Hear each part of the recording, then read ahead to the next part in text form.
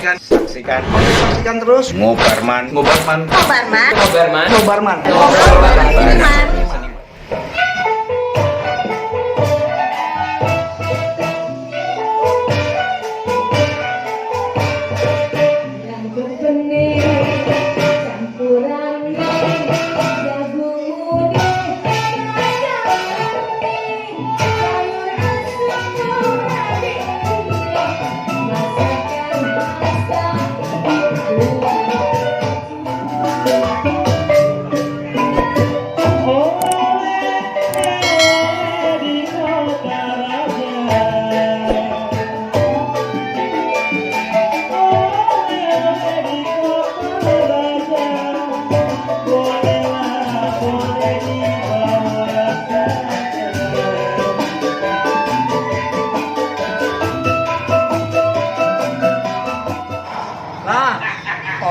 Opak, itu opak tapi ini.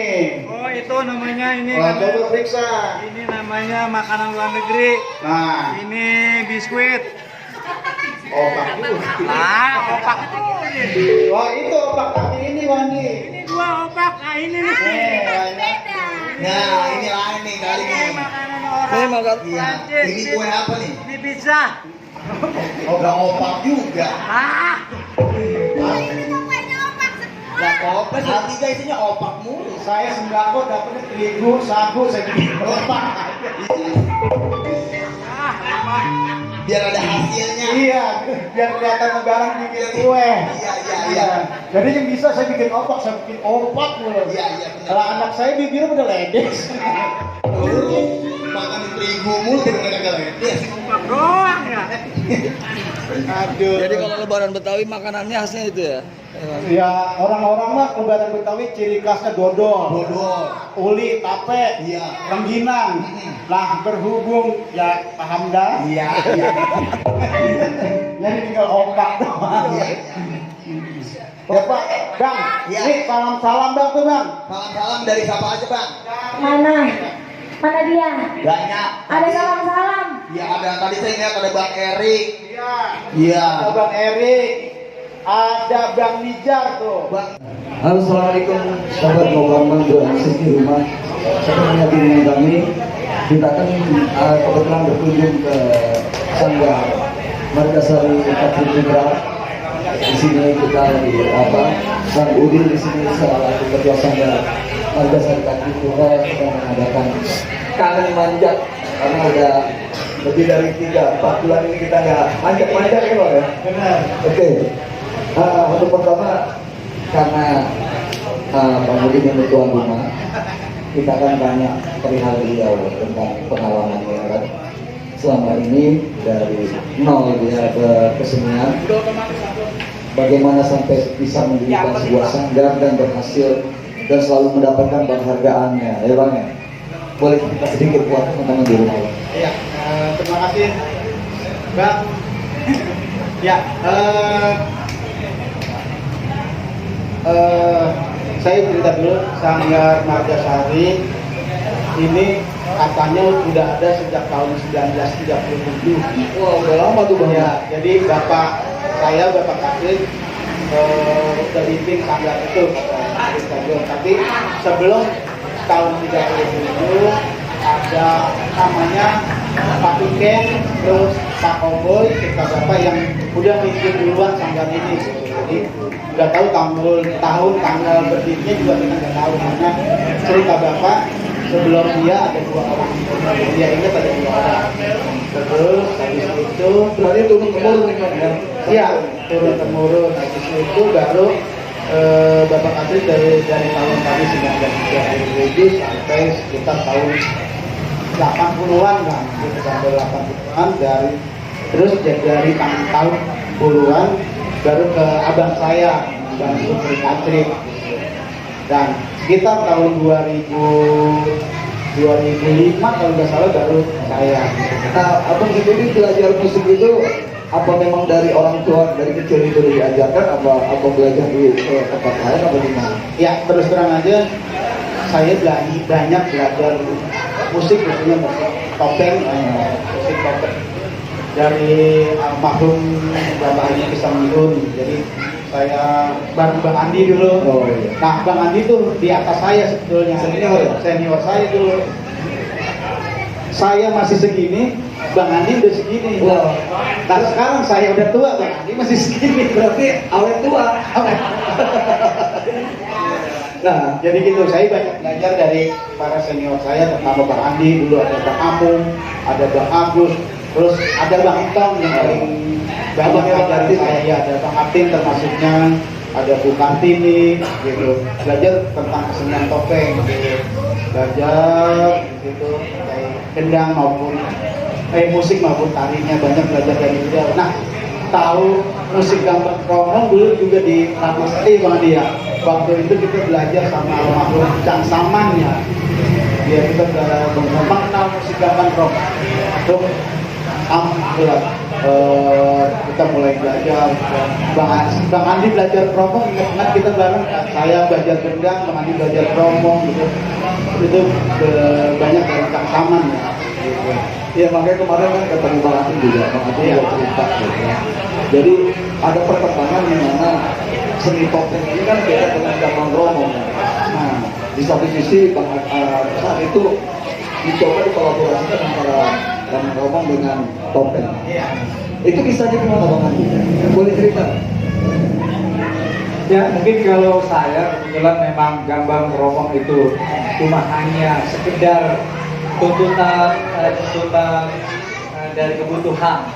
Kebetulan saya suka ngajar kawan kampung di Tanggar, dan kebetulan kenapa saya belajar gambang kromong, karena itu gambang kromong itu saya anggap lebih mudah dipelajari untuk cara menyampaikan anak-anak, karena itu pakai dua musola atau adanya seperti itu. Tapi kalau topeng dia agak berbeda alat musiknya.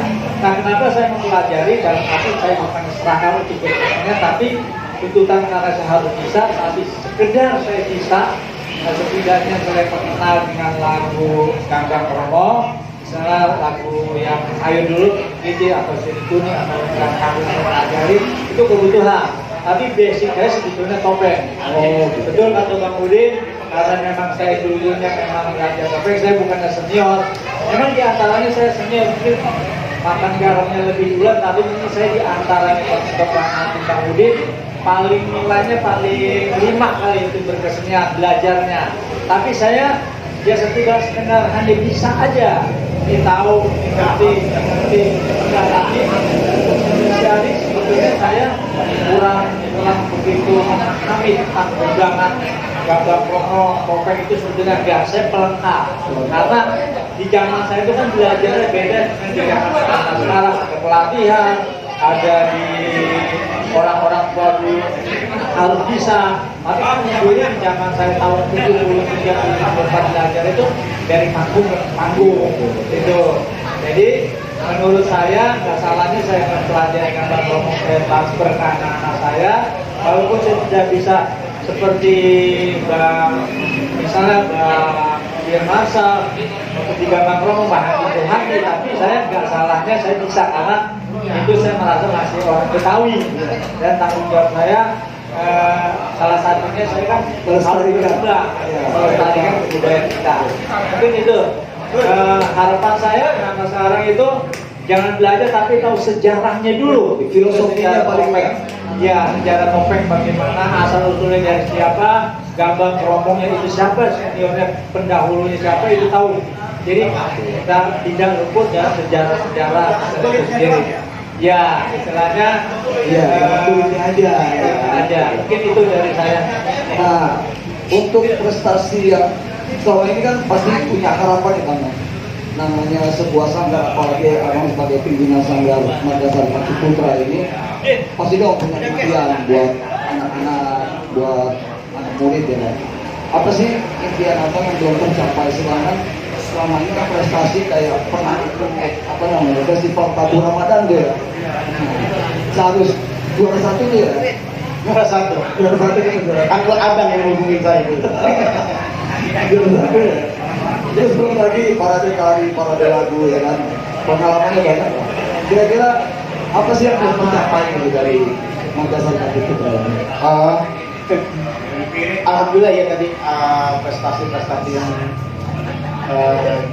dari mungkin alhamdulillah kita capai, tapi saya kepengen bahwa kesenian Betawi, misalnya Gambang Kromong, Topeng bukan hanya jadi tuan rumah di ininya sendiri, tapi kesenian itu kalau bisa terus berkembang, bukan hanya di tingkat se-Indonesia tapi ke dunia, iya gitu. Nah, saya juga pengen buat generasi semua seniman gitu ya.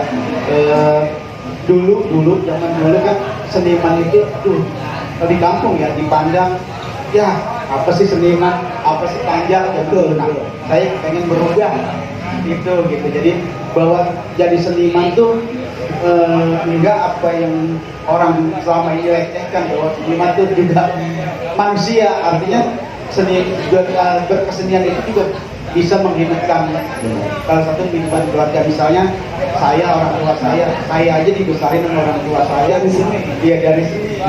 Saya katakanlah makan pola apa itu lewat orang tua saya berkesenian. Nah, mudah-mudahan di saya juga saya bisa itu, dan saya percaya itu bisa melestarikan ke anak cucu lah ya. Iya, Cita-citanya seperti iya. itu. Dan mungkin itu bisa jadi mata pencaharian kita juga. Ya, artinya buat generasi sekarang jangan malu kita berkesenian tradisi khususnya ya. Itu jangan malu, buat saya Harusnya bangga dong. Iya. Buat saya berkesenian tradisi itu asik. Artinya alhamdulillah kita bisa kemana-mana kan. Seperti Bang Andi, Mas Yanto, Epi. Kalau tidak tanpa berkesenian nggak mungkin mereka bisa keliling dunia, ya kan? Tapi kita kan, iya. Dan di samping itu dari kesenian ini silaturahim yang sangat terjaga. Alhamdulillah. Yang tadinya nggak kenal jadi kenal, jadi saudara. Kan Iya. gitu. Nah sekarang dari Daepi ini selaku dari akademisi kan, Daepi kan dari KJ juga sering menjadi juri, sering menjadi pengamat dan pelaku juga. Kira-kira perkembangan kesenian Betawi ini menurut pengamatan Daepi bagaimana sih? Iya, terima kasih. Oh ya sebentar, ini Daepi Martison, salah satu senior. Senior di Betawi. Ya, terima kasih Devi. Saya sama dengan Mas Yanto tadi melihat sanggar-sanggar Betawi ya di Jakarta itu memang karena dari dulu yang dia kenal Andi, Pak Isam, almarhum Pak, pokoknya Pak Mami, Pak Saman, macam-macam, Kang Udin. Jadi saya melihat dulu ketika kita masih berproses di PPK ya, yang Kuningan ya, PPK di Kuningan itu memang didominasi oleh pengembangan kesenian Betawi. Nah sampai sekarang itu dampaknya sangat luar biasa, dampaknya pusat pengembangan kesenian dulu ya, nah, itu di Kuningan. Nah sampai sekarang ya, sekarang yang dulu belajar ya sekarang semua Candi, Cangudin semua dari sana, dan sekarang luar biasa berhasil gitu. Nah sanggar-sanggar yang muncul sekarang itu rata-rata kemajuannya itu saya ngelihat karena mau membuka diri, mau bekerja, mau berusaha, dan apa lagi ya? Mau menerima pendapat orang juga. Nah itu yang penting, dan selalu mencari. Akhirnya sebagai seniman yang memang kita tidak puas dengan satu karya, akhirnya mau bikin karya lain dan di Margasari itu. Dan teman-teman adik-adik yang di Margasari ini apa ya, kalau bahasa kita tuh seula itu apa ya, sejiwa, satu rasa gitu. Jadi ketika ayo ke kanan, dia semua ke kanan, tidak ada yang mau melenceng ke kiri. Itulah kekompakan. Nah, sebenarnya Pancasila ini tercermin dalam perilaku kita sehari-hari, persatuan itu tadi itu adalah ya, kuncinya itu. Nah jadi saya melihat di dalam keadaan yang sangat sulit ini, kita dikurung, tidak boleh ngapa-ngapain, dan tidak dikasih apa-apa juga, ya, ternyata kita masih bisa berkarya, berkarya.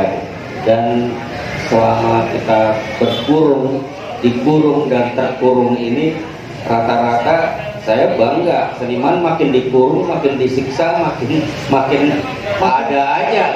Iya, makin gila kan? iya, makin gila dan makin berlian gitu ya ide-idenya. Jadi saya rasa ya janganlah gitu ya, jangan ngomong di mana-mana, wah minta bantuan mulu, minta bantuan mulu gitu.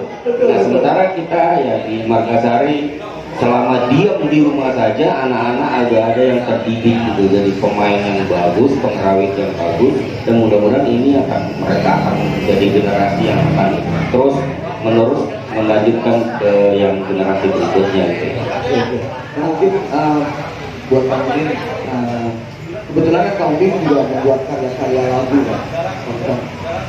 Apakah Kang Udin ini mendokumentasikan atau merekod secara utuh semua diberikan label seperti itu? Karena mungkin itu salah satu cara kita untuk menyatakan bahwa ini hak cipta kita loh, dari tanggalnya dibuat kapan, mungkin seperti itu kan? Ya, ya baru-baru ini aja ya. Ketika baru tahu kok kita sadar ya, ya itu kita misalnya contoh dalam pandemi ini kan saya bikin lagu yang tadi itu ya judulnya Kopi 19. Nah nanti kalau misalkan udah keluar CD-nya harus dibeli. Kagak dijual kayaknya. Oh kagak dijual. Lihat aja di YouTube-nya Margasari Katri Putra. Berarti harus subscribe channelnya Margasari Katri Putra. Iya, jadi ada lagu itu. Nah itu kita memang sengaja uploadnya di YouTube ke mana-mana, dan itu jelas siapa penciptanya, tanggal berapa dibuat, gitu ya. Siapa penyanyinya kita tulis, deskripsinya semua kita tulis di. Nah dari Bang Andi sendiri. Ya mungkin kalau dari saya, selama saya berkarya sama ibu di Widya Stuti, misalnya Lenggangnyai, itu salah satu prosesnya membuat lagu itu karena Bang Udin nggak tahu sejarah. Tapi anak sekarang kan nggak tahu siapa penciptanya.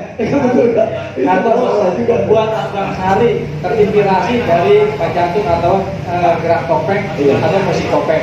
Rasa dari zaman ibu di Widya Stuti atau Pak Joko atau Asa dia ini belum sampai ada yang membuat hak cipta. Nah itu bagaimana caranya para seniman, para senior untuk membuat yang terbaik, misalnya kemana mengusulkannya, itu salah satunya. Karena di zaman tahun 80-an seorang tradisi, misalnya saya belum sampai terpikirkan sejauh sana untuk membuat hak cipta. Tapi sekarang kita udah mulai naik, udah mulai karya kita udah dipakai orang. Nah setidaknya kita udah harus di zaman sekarang nggak bisa kalau kita membuat hak cipta itu nggak bisa, itu harus tentunya. Mungkin secara minimalisnya adalah seperti yang Udin buat, yang mereka sendiri ya dicatat tanggalnya, temanya apa, konsepnya apa, gitu. Mungkin itu bisa jadi satu patokan bahwa ini karya cipta gua loh. Ya pasti. Nah jadi kesimpulannya adalah bahwa kalau mau belajar dari YouTube boleh, ambil positifnya, ambil positifnya. Tapi setelah itu tanya kepada guru yang aslinya, yang ahlinya filosofinya harus tahu, begitu. Nah dari abang sendiri mungkin ada, abang sebagai profesor Betawi, mungkin ada adik-adik atau teman-teman di rumah yang pengen lebih tahu lagi tentang Betawi, harus kemana dan harus bagaimana, abang bisa ngasih pesan-pesan ke teman-teman buat Bang Andi sama Bang Udin. Ya, terima kasih. Sekali lagi ya itu tadi yang Bang Andi bilang, kita tahu tentang kesenian bukan hanya tahu tentang kulitnya saja, betul. Kita harus tahu isinya, ya apa isinya apa, terus dari isinya itu asalnya dari mana, nanamnya pakai apa, kayak gitu-gitu. Jadi ya gitu. Artinya ketika kita sudah tahu, misalnya tadi yang dikonten Bang Andi, karya siapa yang dia lihat, dia lari ke siapa yang punya karya gitu ya. Ketika dia misalnya tadi belajar dari YouTube, misalnya tarian saya misalnya Serendong Ajer gitu ya, udah tahu kan di situ ada penata tarinya ini, penata musiknya ini. Nanya lagi lebih jelas. Ya, tanya lagi lebih jelas. Ya, kan itu bisa ditanya dari Iya, luar itu. betul. Jangan cuma belajar geraknya, tapi Ya, nggak tahu yang lainnya. apalagi nanti kostum sama make upnya dirubah kan? Nah, itu dia. sangat kacau tuh. Banyak banget itu ketemu di mana-mana, banyak banget. Akhirnya kan dunia seni ini sempit ya. Betul. Ketika lomba antar sekolah, loh kok itu musik saya, itu tarian saya, kok musiknya tariannya beda, temanya beda, udah tahu itu tarian Serinong aja misalnya gitu. Itu banyak terjadi. Dan tambah tariannya udah beda. Iya, makanya. Iya. Nah, itu kan ibaratnya sama aja dia plagiasi udah gitu menipu diri sendiri. Iya. Gitu kan nggak sih? Kita juga selaku yang karena itu tadi karena kita udah unggah di YouTube, kita juga nggak menutup kemungkinan yang masnya tertutup. Ya, silakan aja pelajarin tapi yang benar.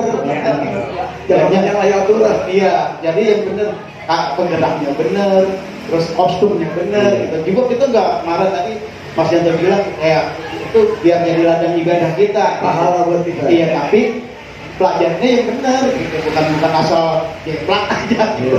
Ya benar Mandi. Nah, dalam hal pandemi selama ini kan kosong. Bang Udin udah bikin karya kayak lagu tadi lah ya. Judulnya apa Bang? Judulnya Kopi 9 gelas. Terilham dari Mas Yanto sehari-harinya kopi hampir 19 gelas sebenarnya. Nah, di samping itu ada nggak garapan-garapan kayak tarinya kan? Iya, di dalam pandemi ini kita juga kan tadi di lagu, misalnya di lagu itu aja, di lagu itu aja kita udah ada tariannya gitu kan di lagu. Nah, selain kita juga bikin itu, sebetulnya sebelumnya kita juga dia bikin musik misalnya kegunaannya buat FRS2N misalnya kita bikin aja. Saya waktu teman-teman ayolah kita bikin aja dari nganggur nih gitu. Saya persiapkan ini loh kita bikin ini buat musik iringan SD, ini buat SMP misalnya gitu. Ini SMA kita udah nyetok aja gitu. Jadi begitu ada kegiatan nggak pusing-pusing lagi tinggal gali bank datanya. Iya, kita cari aja siapa yang mau beli ini karena ini tidak ada. Gitu. Karena kan biar bagaimanapun FMS2 itu tiap tahun gitu ya. Tapi ada yang kadang-kadang kan coba bikin musik dong, coba bikin musik ini ada gitu kan. Itu kita daripada kemarin benar kita nganggur, artinya ketika dagang saya kita bisa dagang. Yang kita bisa ya cuma itu gitu. Akhirnya ya itu juga saya bikinnya kayak gitu terus. Jadi ingat juga ke YouTube gitu, kita bikin YouTube gitu. Berkembang. Iya, dari dulu kan kita kagak kenal lah yang namanya YouTube. Ya, memang, gitu ya. memang kekurangan kita seniman tradisi ini kadang-kadang nggak peduli dengan hal-hal yang teknologi seperti itu. Iya, gitu. karena benar di sebulan-bulan sebelumnya, katakanlah sebelum pandemi ini boro-boro kita ngurusin itu.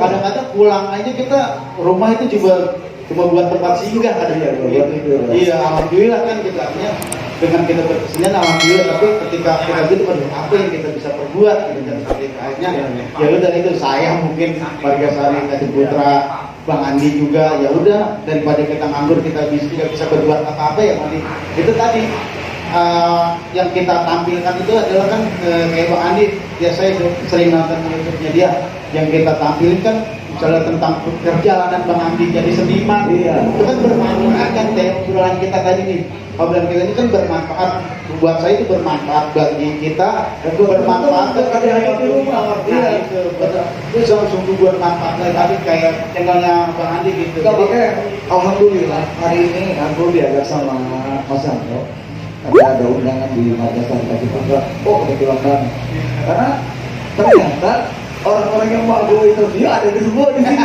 gitu.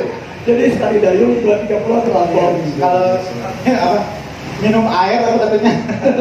Sambil menyelam minum air. Iya, minum air sambil mabok.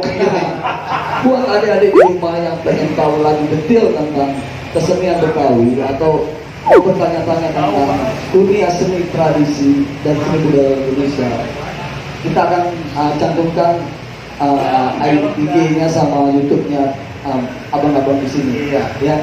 Jangan lupa subscribe, like, comment, and share. Ngobrol bareng seniman. Sampai ketemu di waktu dan kesempatan ini. Assalamualaikum warahmatullahi wabarakatuh.